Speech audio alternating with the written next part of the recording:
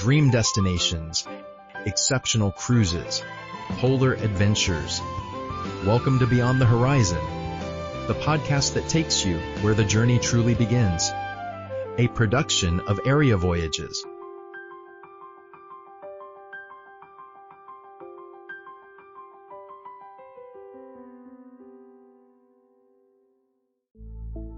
Have you ever tried to plan a vacation that balances the desire to really, truly explore the world with just an absolute, uncompromising refusal to deal with logistical headaches? Oh, man.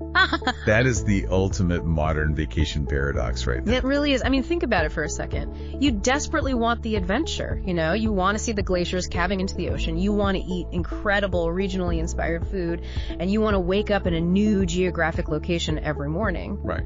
But you absolutely do not want to manage the chaotic spreadsheets or track down lost hotel key cards. You don't want to coordinate transportation schedules for your family or do that agonizing mental math of currency conversion every single time. You just want to order a simple cup of coffee. Yeah, I mean, people are just desperate to escape the constant grinding management and decision fatigue of their daily lives. We spend all year managing projects, managing households, managing schedules. But the actual act of planning and executing a major trip, especially, a multi-destination trip for a family, it often requires a master's degree in logistics. You're suddenly orchestrating transportation networks, dynamic accommodations, daily dining reservations. All for multiple people. Yes, often across different time zones or entirely different climates. It has a tendency to turn what is fundamentally supposed to be your leisure time into an unpaid, highly stressful project management gig.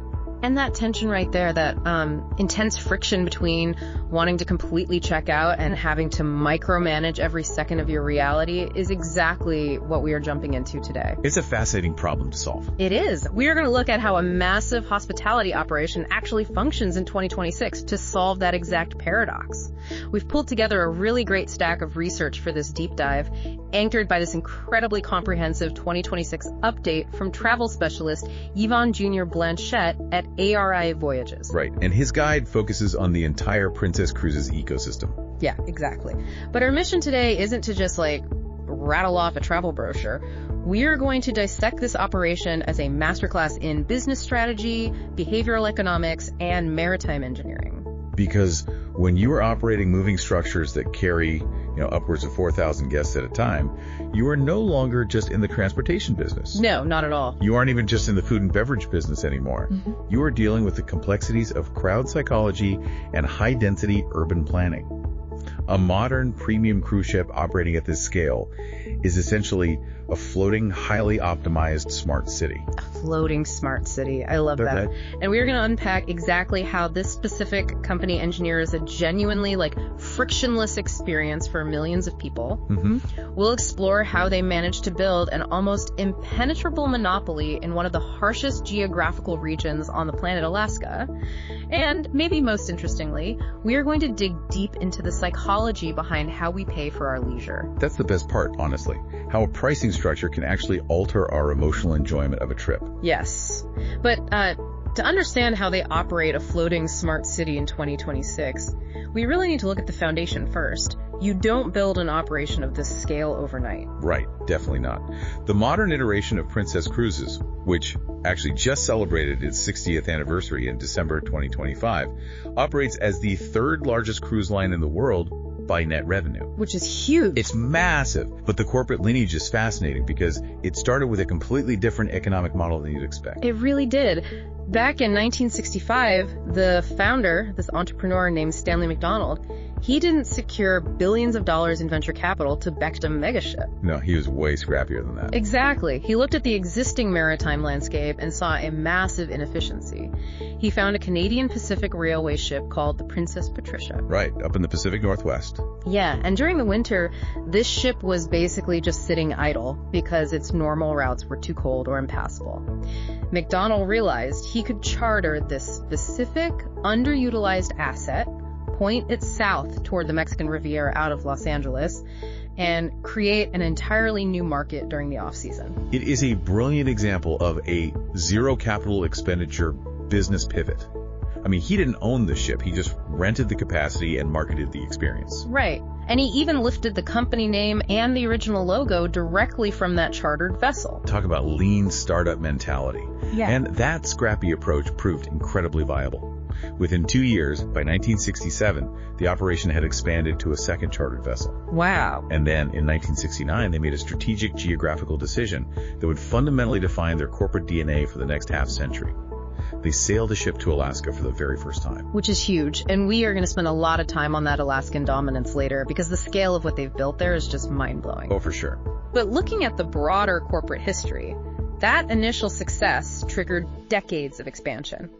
They grew through acquisitions throughout the 1970s. They were acquired by the shipping conglomerate P&O in 1974. And eventually, in 2003, they merged with Carnival Corporation. Right, creating a massive portfolio. Exactly. Today, they operate as this premium division within the Carnival portfolio, headquartered out in Santa Clarita, California.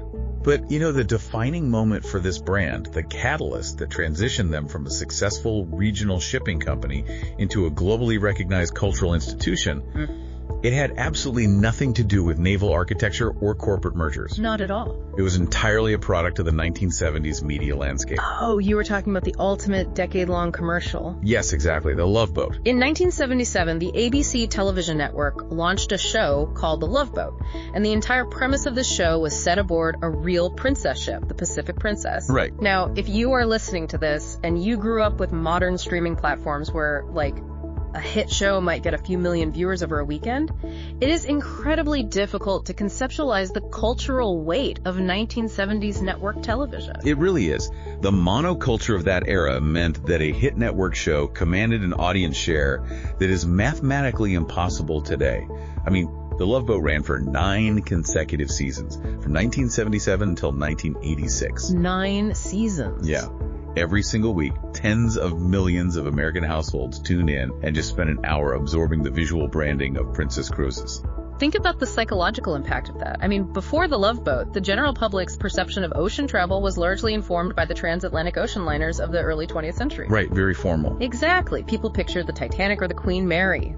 Formal, elite, incredibly rigid transportation meant for the ultra-wealthy. It wasn't viewed as a casual vacation for a normal family. No, not at all. But this television show took the concept of a cruise and injected it straight into the living rooms of middle-class America.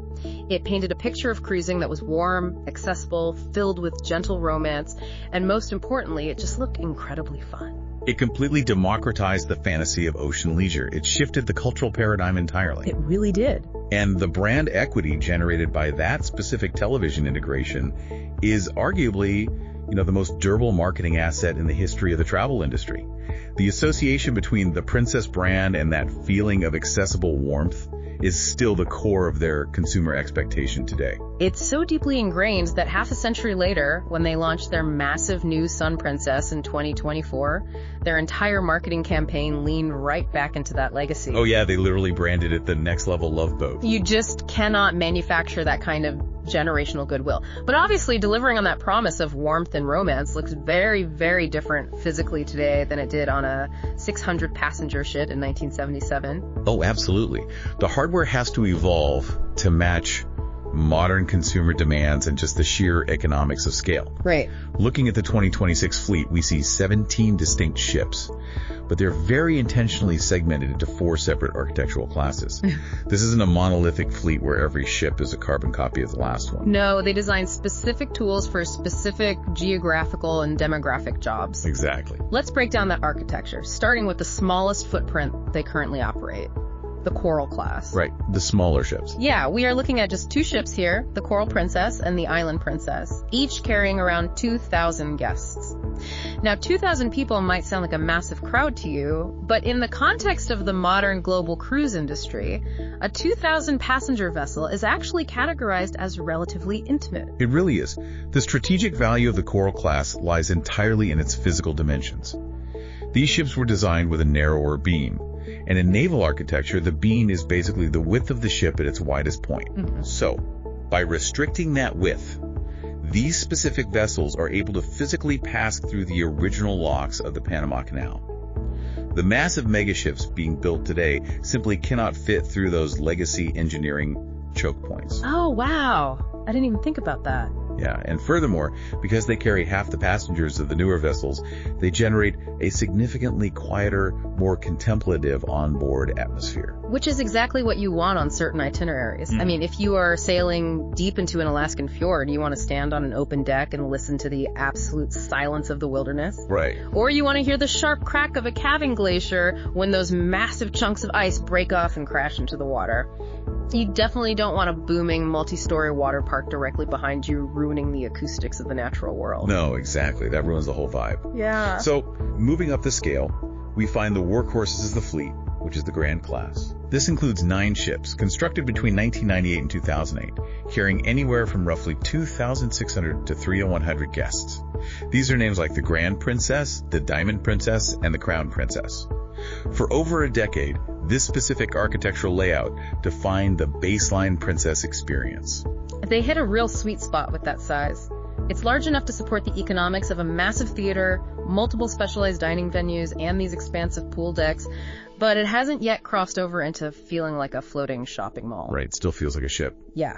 These are the ships they deploy globally to maintain that consistent brand standard across the Caribbean, the Mediterranean, and the Pacific. But the real shift in modern ship design, the pivot toward making the ship itself the primary destination, that happened with the next generation. Right, the Royal Class. Yes. 6 ships, launching between 2013 and concluding with the Discovery Princess in 2022. Here, the capacity jumps up to between 3,560 and 3,660 guests. That's a big jump. It is. The tonnage, which, by the way, is a measure of the ship's internal enclosed volume, not its physical weight, reaches up to 145,000 gross tons. For a visual reference, that is roughly the internal volume of 3 Titanics. 3 Titanics, that is insane. And the architectural features on these Royal Class ships are fascinating because they are entirely focused on visual drama. Oh, definitely. They introduced this feature called the SeaWalk. It is a dramatic, glass-enclosed walkway that physically cantilevers out over the side of the hull. You can walk out and look straight down through the glass floor at the ocean, churning over 100 feet directly beneath your feet. It's quite the experience. It is. And they also expanded the central atrium into this massive multi-deck space called the Piazza.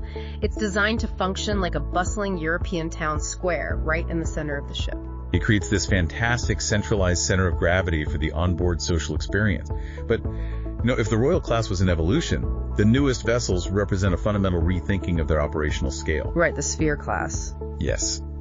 Introducing the Sun Princess in early 2024 and the Star Princess in late 2025, this class pushes the boundaries of what this brand has historically done. These ships are absolute leviathans. We are talking nearly 178,000 gross tons, carrying approximately 4,300 guests. Huge. I mean, the Sun Princess took home Condé Nast Traveler's Mega Ship of the Year award right out of the gate in 2024. But beyond the sheer visual spectacle of things like the Dome, which is this massive, multi-level, glass-enclosed architectural marvel at the top of the ship, the most critical shift here is below the waterline. Right, the propulsion. Yes. These are the first ships in the Princess fleet powered by liquefied natural gas, or LNG. And the transition to LNG is a massive marine engineering undertaking. Traditional marine bunker fuel is incredibly dense and heavily polluting. LNG burns significantly cleaner. Oh, really? Oh, yeah. It drastically reduces sulfur oxides and particulate matter, and it lowers overall carbon emissions. But storing LNG requires complex cryogenic tanks that keep the fuel in a liquid state at sub-zero temperatures. Wow, so it's a completely different infrastructure. Entirely. The fact that they have engineered these massive new platforms around this cleaner propulsion system highlights the industry's necessary shift toward reducing its environmental footprint, while, simultaneously increasing passenger capacity. But let's pause and really think about the human element of that capacity. 4,300 guests, plus thousands of crew members. Right. You are effectively dropping a small, highly active town into the middle of the ocean. The logistical nightmare of moving that many people through embarkation terminals, getting them into their rooms, feeding them simultaneously, and preventing massive bottlenecks at every single bar, theater, and gangway, It is staggering. It really is a logistical puzzle. And if they rely on traditional hospitality methods like swiping plastic key cards, standing in lines to speak to a human concierge, signing paper receipts, the entire experience collapses under its own weight. Oh, the friction would completely overwhelm the leisure. People would just be miserable. Exactly. This is the exact problem that requires a technological intervention.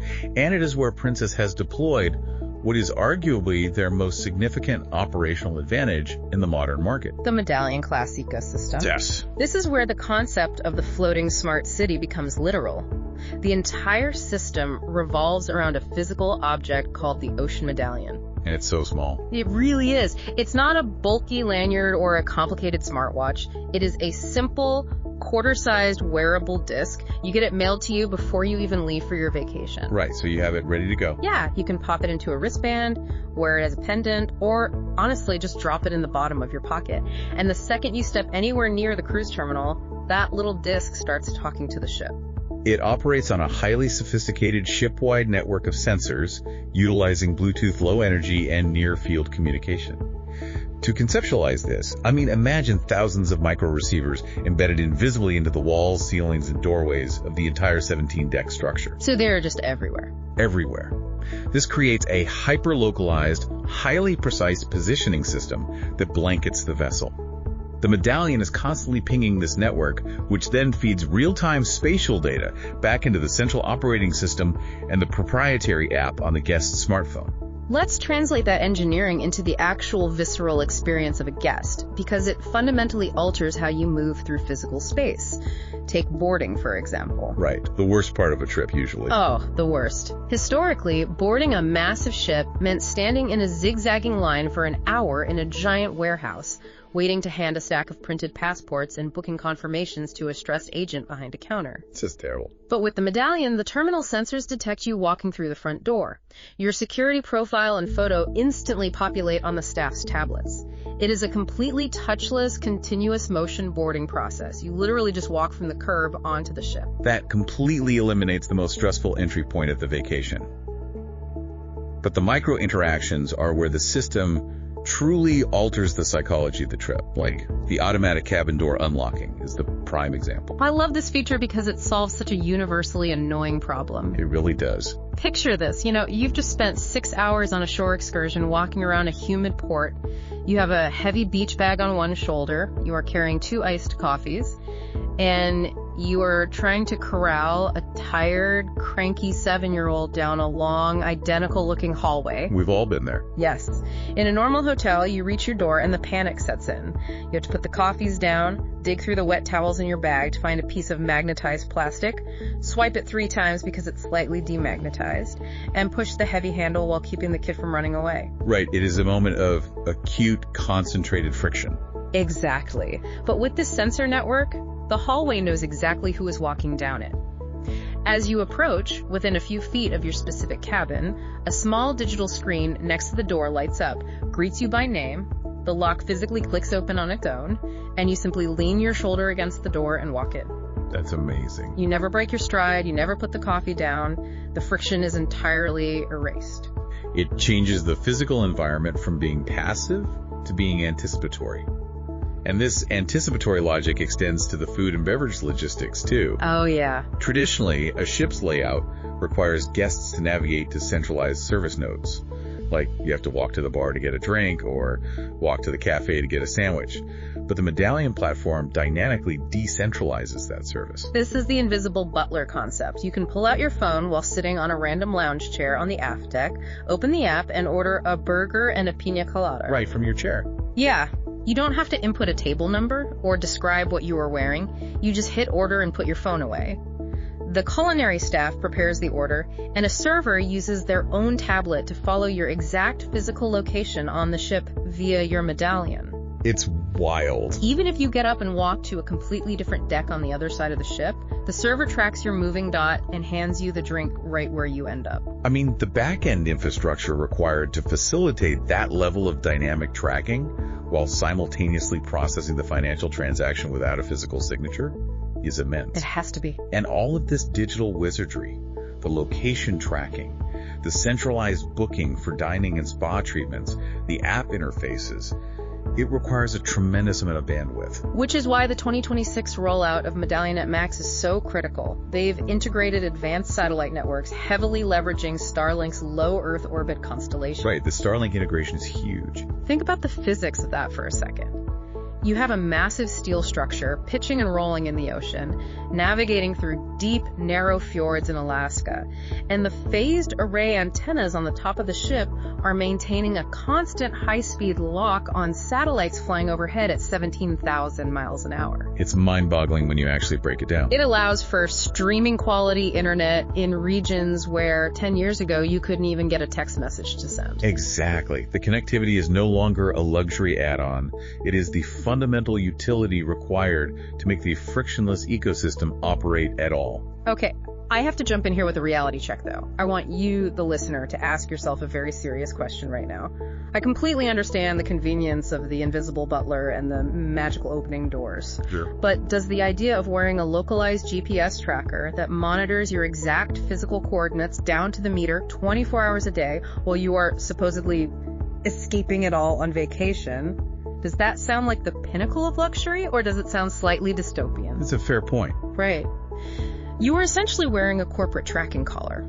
You are willingly trading a massive amount of your personal location data and privacy for the convenience of not having to carry a room key. Well, it is the defining privacy trade-off of the modern digital age, just compressed into a closed leisure environment. It's a highly valid concern. However, looking at the behavioral data and guest feedback highlighted in the research, the market has spoken quite clearly on this trade-off. Really? So people are fine with it? Yes. The overwhelming majority of consumers find that the utility of the system deeply outweighs the abstract privacy concerns. Why are they so willing to give up that data, though? Because the system solves profound emotional pain points. Take parents traveling with children, for example. Okay. The ocean is an inherently hazardous environment, and a 17-deck megaship carrying thousands of strangers is overwhelming. The anxiety of a parent losing sight of their child in that environment is visceral. Oh, absolutely terrifying. Right. But the medallion system features a family locator. A parent can open their phone and instantly see a digital map showing exactly where their child's medallion is located, whether they are up in the teen lounge, down at the pizzeria, or back in the cabin. Oh, wow. To a parent, that is not corporate surveillance. That is profound, instantaneous peace of mind. That is a phenomenal point. If you remove the low-level hum of anxiety about where your kids are, you drastically increase the actual relaxation of the vacation. Exactly. The research also notes that solo travelers love the system for the security aspect, and remote workers are entirely dependent on that Starlink connectivity. So the guests have decided the trade is worth it. They absolutely have. They have successfully engineered the physical friction out of the environment. But, physical friction is only half the battle when you are trying to create a perfectly relaxing vacation. Oh, for sure.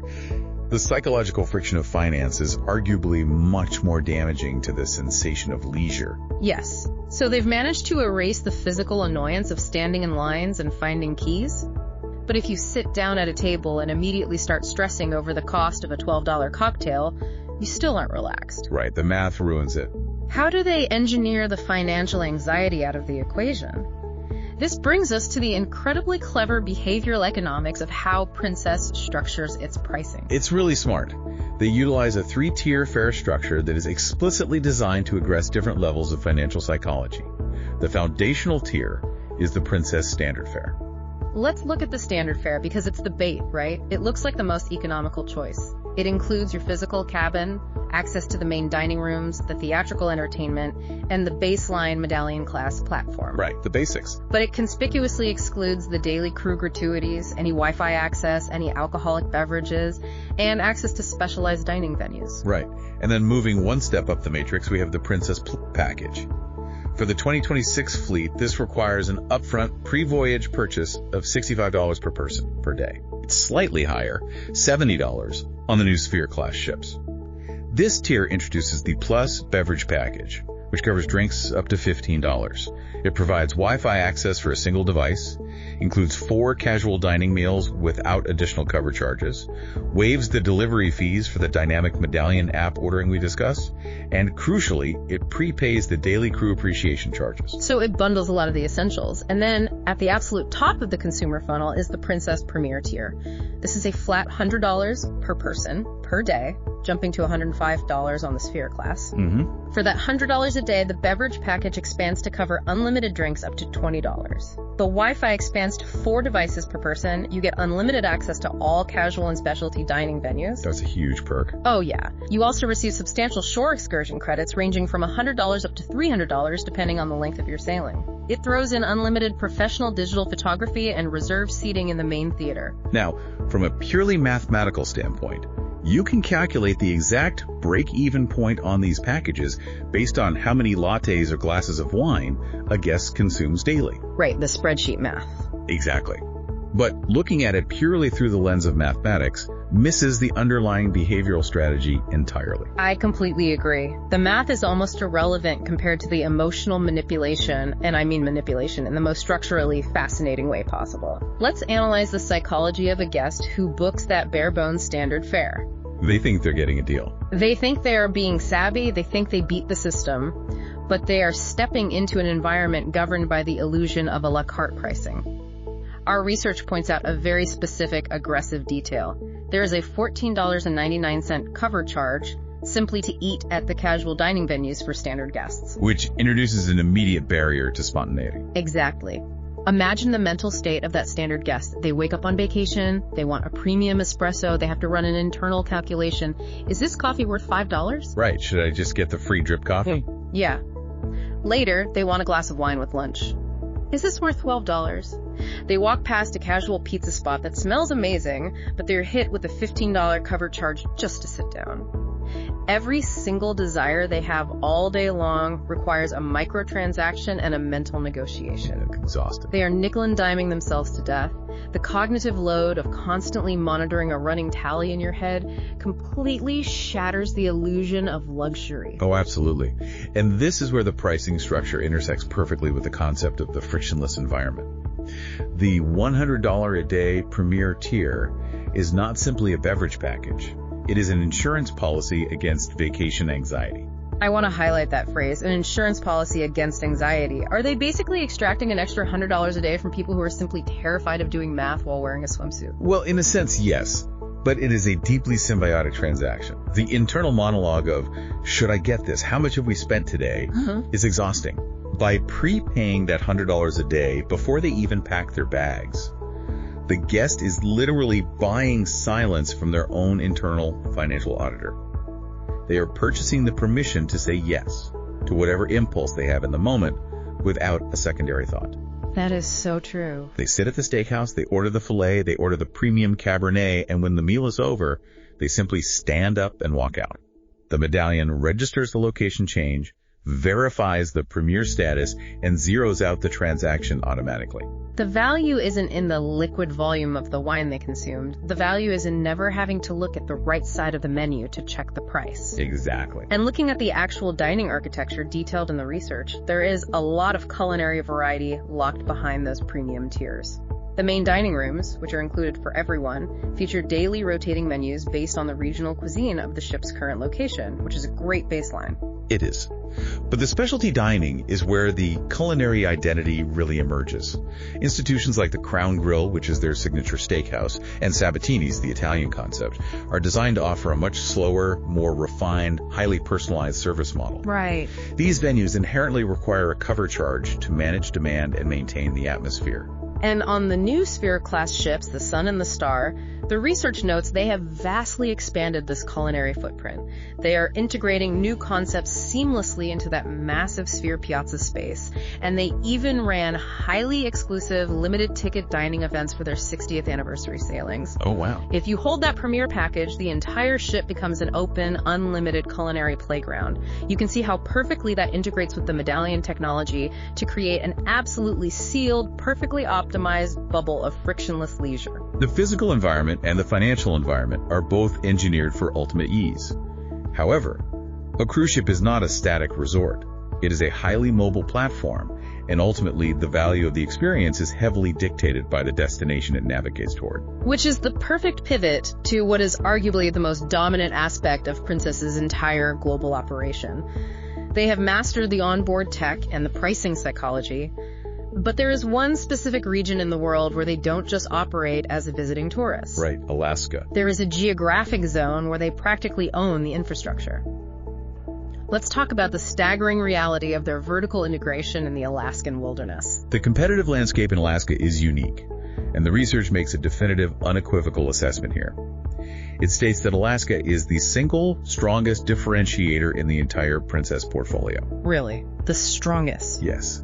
Their operational advantage in this specific territory is more pronounced than any other cruise line's advantage in any other global market. And the reason for that dominance is entirely chronological. They didn't just show up a few years ago when Alaskan cruising became a trendy bucket list item. They have a 50-year head start on the competition. 50 years. That's incredible. They have been sailing the Alaskan coastline continuously since 1969. That is over 5 decades of securing the best docking permits, understanding the treacherous tidal logistics of the Inside Passage, and building deeply embedded relationships with local authorities. And the industry recognition reflects this entrenched position. They have secured the Best Cruise Line in Alaska award from Travel Weekly readers an astonishing 22 consecutive times. 22 times. And the scale of their 2026 deployment is a testament to that demand. They are executing 180 distinct sailings, visiting 19 different destinations, and utilizing an armada of 8 different ships, including the brand new Star Princess making its regional debut. But sailing ships up the coast is just the maritime component. The true competitive moat, the thing that makes their operation virtually impossible to disrupt, is their relationship with the actual landmass. Right, the land tours. Yeah, look at their integration with the National Park Service. The research points out that Princess is granted permits to take more guests into the highly restricted waters of Glacier Bay National Park than any other operator. Because it's heavily protected. Very protected. But they don't just slowly drive the ship past the ice, they physically bring the National Park Service on board. Actual park rangers sail on the vessels during the transit, taking over the ship's public address system to provide live, expert commentary and setting up stations to interact with guests. That level of institutional access is not granted lightly by the federal government. Right. It is the result of decades of trusted, highly regulated operational history. Right. But the most significant barrier to entry for any competitor lies in what Princess calls their cruise tour program. A cruise tour, in basic terms, is when you staple a multi-day land-based vacation onto the beginning or end of your actual cruise. Yes, exactly. The research details that Princess offers over 20 different variations of these cruise tours for 2026, running anywhere from 10 to 15 nights. Their absolute pinnacle offering is the 15-night National Parks Tour, which drags guests deep into the interior to visit 5 different Alaskan national parks, including Denali and the Kenai Fjords. And this is where the concept of vertical integration becomes aggressively apparent. When a guest books one of these deep interior land tours with Princess, they are not being handed off to a third-party charter bus company and dropped at a generic chain hotel off the highway. Let's really emphasize this because this is the checkmate move of their entire corporate strategy. Princess Cruises literally owns the real estate. Which is wild. They own and operate 5 private, massive wilderness lodges spread across the Alaskan interior. They built 2 distinct lodges right outside the gates of Denali National Park. They built one in Fairbanks, one down on the Kenai Peninsula, and one out in the remote Copper River Valley. Just think about the logistical nightmare, the sheer capital expenditure required to build and supply luxury hospitality infrastructure in the middle of the frozen tundra. It's mind-blowing. It is a staggering logistical achievement. And to seamlessly transport their thousands of guests from the coastal cruise ports deep into the interior to reach these private lodges, they don't rely on public infrastructure either. No, they don't. They operate their own proprietary train service. They utilize custom-built, glass-domed rail cars branded as the Direct to the Wilderness service that hook directly into the Alaska Railroad network. I want to use an analogy to make the scale of this clear. This is the Disney World model of total ecosystem control, but executed in one of the most hostile natural environments on Earth. That is a perfect comparison. When you go to Disney, they own the airport shuttle, they own the monorail, they own the hotel, and they own the theme park. You never leave their financial and logistical bubble. Princess looked at the actual, literal Alaskan wilderness and did the exact same thing. They bought the land, they built the hotels, and they put their own trains on the tracks. It fundamentally alters the competitive landscape. If a rival luxury cruise line decides they want to capture some of that Alaskan market share, they can spend $1 billion building a beautiful new ship and sail it to Anchorage. Sure. But the second their guests step off that gangway, that rival company has no infrastructure. Yeah. They have to rent generic buses and hope they can secure blocks of rooms at public hotels. While the Princess guests walk directly off the ship, step onto a private glass-domed train, and are whisked away to a private lodge built specifically for them, you physically cannot replicate the seamlessness of that integrated experience by trying to piece it together on Expedia. You really can't. It is an impenetrable monopoly on convenience in the wilderness. With that level of terrestrial dominance in Alaska, combined with the microscopic digital personalization of the Medallion-class tech and the massive scale of the new Sphere-class ships, one might look at the industry and ask, well, why would a consumer ever choose to sail with a different brand? Right. It seems like they have it all figured out. But strategy is as much about deciding who you are not going to serve as it is about who you target. And that leads us to analyzing where Princess actually sits within the broader matrix of the premium travel market, because they cannot be all things to all people. If you try to please everyone, you end up with a beige generic product that pleases no one. Exactly. Let's look at how they intentionally segment the market and who they are happily willing to alienate in order to perfectly serve their core demographic. The research defines Princess's target sweet spot very clearly. They are aiming directly at multi-generational families, which is why the Medallion Child tracking feature is so heavily emphasized. Right, that peace of mind. They are targeting technology-oriented travelers who actively want to reduce the friction of their daily lives.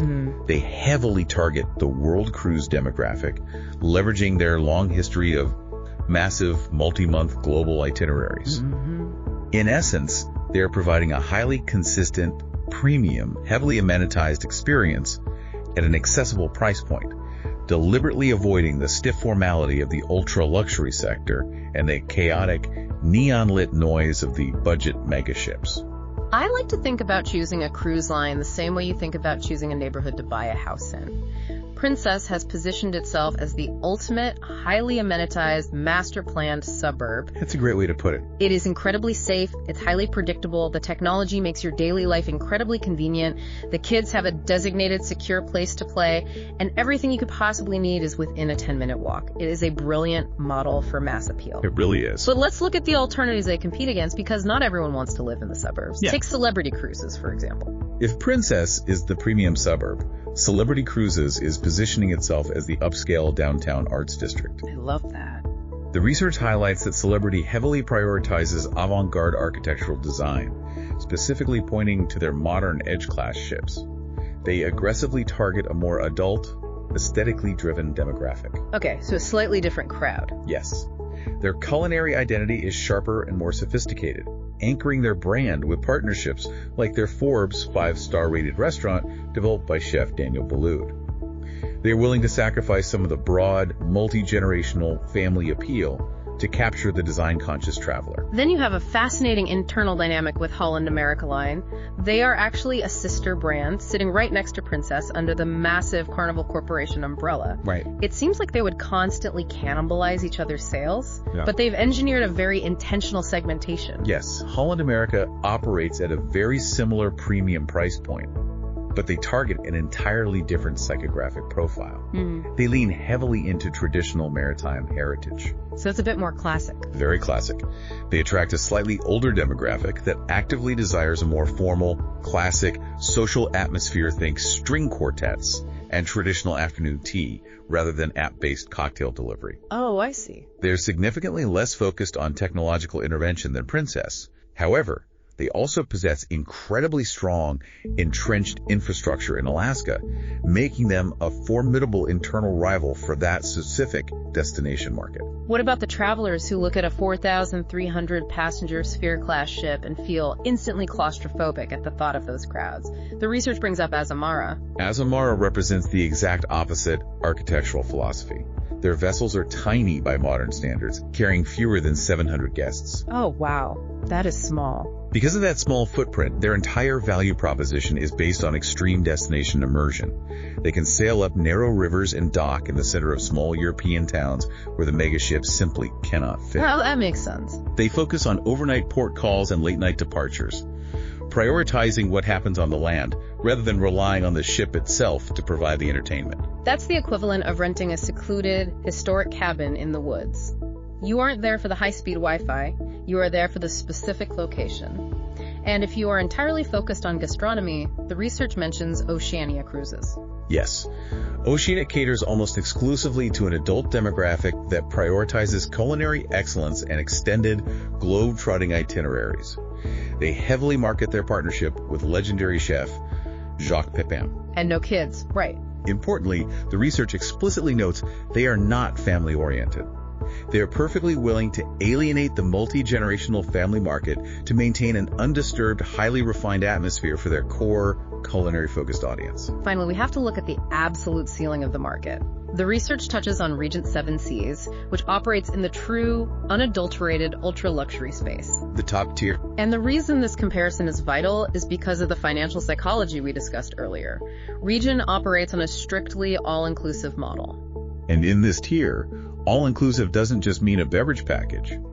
The base fare on Regent includes your unlimited premium shore excursions in every port, your specialty dining, all premium beverages, and often your round-trip business class airfare to reach the ship. So the strategic point here is for the consumer who is looking at a Princess cruise, and they are adding on that $100 a day premier package to try and simulate an all-inclusive, frictionless experience. Right. Once you start aggressively bolting on premium packages to a mass market fare, you eventually approach a total cost of ownership where it makes financial sense to at least cross-shop with the ultra-luxury lines like Regent. Because those lines offer an entirely different ratio of physical space and personalized human service, simply because their ships only hold 700 or 800 people. Exactly. It requires the consumer to truly evaluate what they value more: the massive variety of a 17-deck smart city, or the hyper-personalized, space-abundant luxury of a small vessel. It's a tough choice for some. And the research concludes this matrix beautifully. It states that Princess is deliberately not for the traveler seeking the most intimate small ship experience.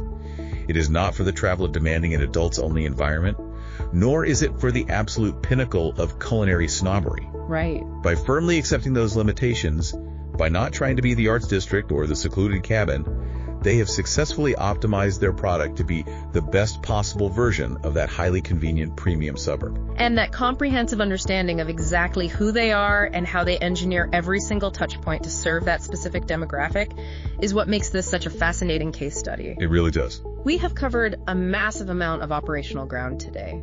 We traced how a scrappy off-season charter of the Princess Patricia in 1965 evolved, fueled by the monocultural explosion of the Love Boat, into a 17-ship global fleet anchored by the 177,000-ton LNG-powered Sphere class. We dissected the localized sensor networks and Starlink integration of the Medallion-class ecosystem, seeing how it fundamentally alters the physical movement of guests by erasing the microfrictions of key cards and centralized service lines. And we analyzed the behavioral economics behind their three-tier pricing structure, demonstrating how prepaying for the premier package is essentially a psychological tool to silence the anxiety of financial decision-making. Exactly. And we marveled at the sheer logistical dominance of their vertical integration in Alaska, proving that owning the private wilderness lodges and the literal glass-domed trains provides a competitive moat that simply cannot be breached by a rival ship merely dropping anchor in a public port. It's an incredible setup.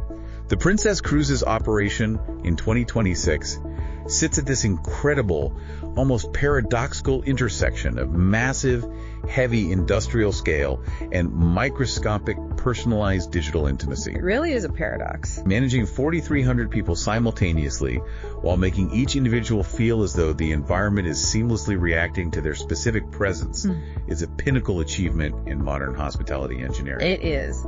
But I want to leave you, the listener, with a final thought to chew on, something that pushes slightly beyond the brilliant logistics we've just discussed. Okay, let's hear it. We have spent this entire deep dive marveling at how perfectly the Medallion-class technology and the prepaid financial packages completely eradicate friction from our leisure time. Right. The doors unlock magically before we even reach for a handle. The cocktails appear exactly where we are sitting without us ever having to speak to a bartender or sign a piece of paper. Our children are safely and neatly tracked as glowing blue dots on a high-definition screen. Engineered perfection. It is, by every metric of hospitality science, engineered perfection. But I have to ask you, As our vacations become this perfectly optimized, as our physical movements are seamlessly tracked by invisible sensors, and our desires are algorithmically anticipated and fulfilled without effort, do we run the risk of losing something fundamentally essential to the human experience of travel? Oh, that's a deep question. If we systematically engineer all the friction out of the journey, do we also lose the happy accidents? Do we lose the spontaneous, unexpected discoveries that only happen when you get a little bit lost trying to find a restaurant? Mm-hmm. Do we lose the messy, unscripted human interactions that used to define the very act of exploring the world? When a vacation is perfectly curated, entirely predictable, and flawlessly devoid of friction, does it start being an adventure? Wow. Is the ultimate philosophical question of our highly optimized modern age. Mm-hmm. At what precise point does the pursuit of perfect convenience begin to sterilize the soul of the experience? It is absolutely something to think about the next time you sit down to plan a getaway. Are you looking to book the fully integrated, frictionless smart city on the ocean? Or are you secretly craving a cabin with a slightly rusty key, a paper map, and a little bit of beautiful, unpredictable friction? I guess that's up to the traveler. Thank you so much for joining us on this massive exploration of modern hospitality. We hope you take this analytical lens and apply it to whatever logistical puzzle you find yourself solving next. Until next time, keep diving deep. You've been listening to Beyond the Horizon, the podcast by Area Voyages. The full article for this episode is available at www.areavoyages.com. Remember to like, share the podcast, and leave a review to help promote our work. Subscribe to the channel so you don't miss anything. Until next time, safe travels.